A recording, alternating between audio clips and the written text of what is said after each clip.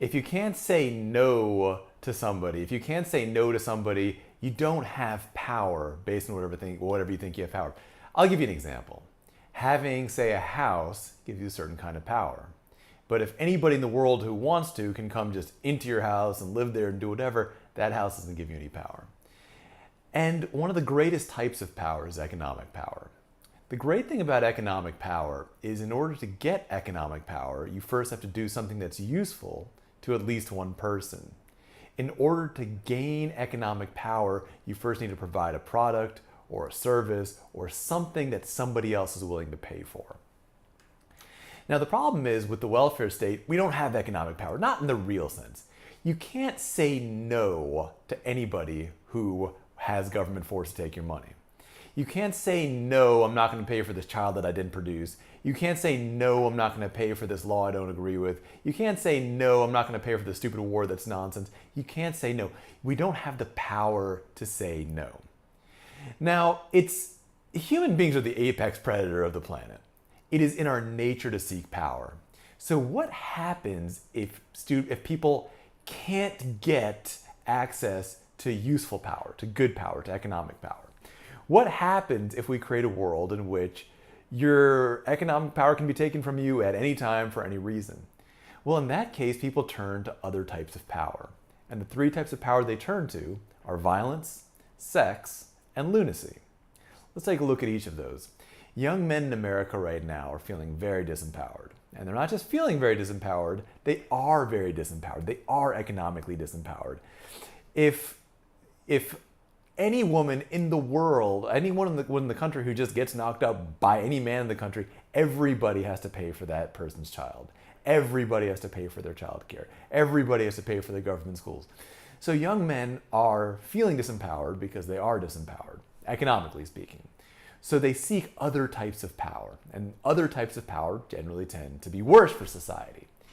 The simple example of this, of course, is violence. And we see more and more young men turning towards more and more extreme types of violence. It's not good for anybody. It's not good for society. Now imagine if all the energy and creativity that goes into all these multiple school shootings went instead into producing something that's a useful product or a useful service.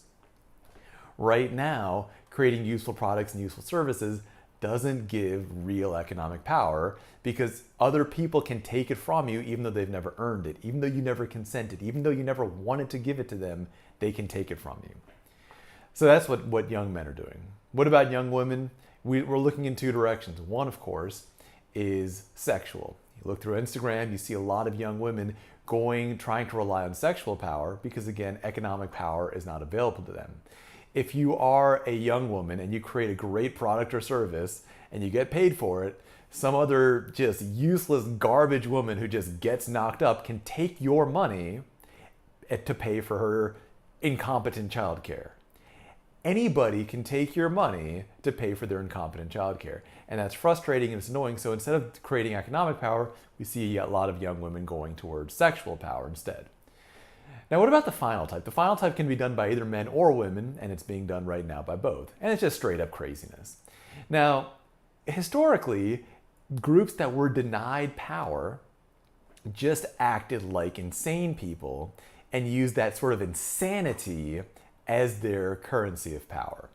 If you look in the 1800s, women would routinely, because they were denied any kind of economic power, women in the 1800s, they couldn't get jobs, they couldn't have businesses, they couldn't produce something useful and get rewarded for it.